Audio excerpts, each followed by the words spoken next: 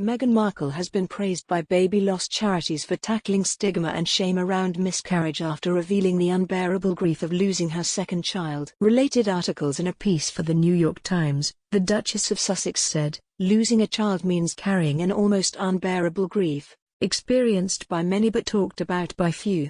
The 39-year-old described feeling a sharp cramp while changing son Archie's nappy at her LA home. She wrote of witnessing my husband's heartbreak as he tried to hold the shattered pieces of mine. Charity bosses have praised Meghan for speaking out about her loss. Michelle Kennedy is the founder of a virtual platform called Peanut for women to connect over issues related to motherhood and stillbirth. She said the Duchess had contacted her personally to thank her for creating the group, named after her own son, who doctors told her was the size of a peanut at one point in her pregnancy. Ms. Kennedy told the Press Association, "Meghan is someone who we know resonated with our user base from the first moment she was in the public eye and beyond, because she took the brave step of saying things that others certainly in the royal family hadn't yet said. She's breaking taboos, she's using her voice to normalize the feelings that everyday women are experiencing.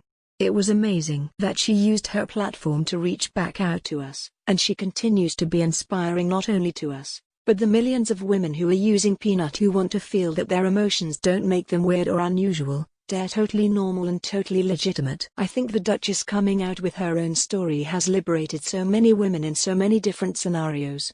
Peanut allows users to speak over video and messenger forums. Its user base has grown by 20% each month since lockdown began, with nearly 2 million women using it, including 500,000 in the UK. Ms. Kennedy said women are particularly concerned about how COVID-19 may affect giving birth, IVF treatments and adoptions being paused. She added, "There is something about the year that we're living in and the challenges that we're facing that make us want to say things and to be honest about what we're going through, but I also think it's because women are at a point now where we've had to hold too much and for too long."